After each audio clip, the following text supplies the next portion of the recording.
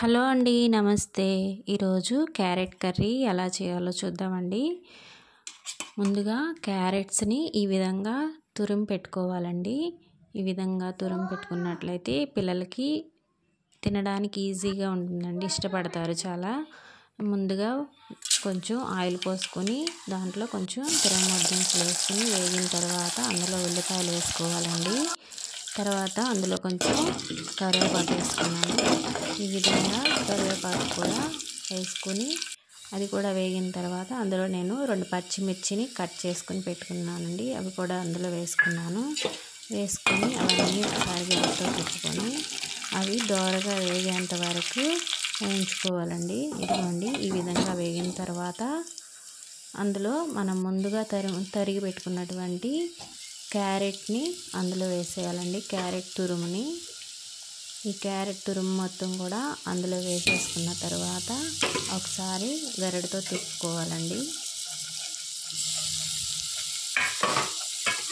చూడండి, ఈ విధంగా పిల్లలకి చేసి పెడితే చాలా ఇష్టంగా తింటారండి.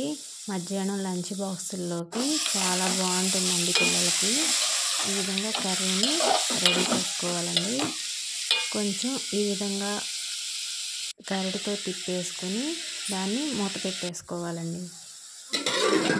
మూత పెట్టేస్తే ఆ కర్రీ అనేది ఉడుకుతుందండి. కొంచెం ఉడికిన తర్వాత అందులో కొంచెం సాల్ట్ వేసుకొని గరిటెతో తిప్పుకోవాలండి. మధ్య మధ్యలో తిప్పుకుంటూ ఉండాలండి, అడుగు అంటకుండా తిప్పుకోవాలి. తర్వాత అందులో నేను కొంచెం కారం వేసుకుంటున్నాను.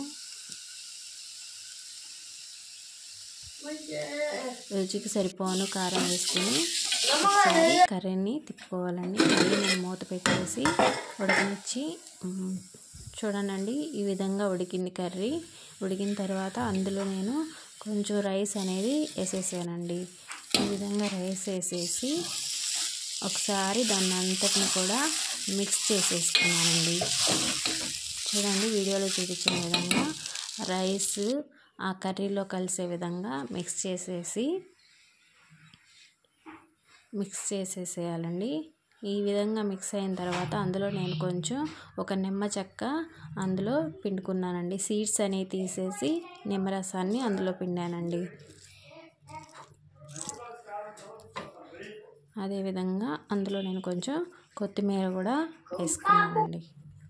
ఈ విధంగా రెడీ అయిపోయిందండి. ఒకసారి తిప్పుకొని అంతేనండి. ఇది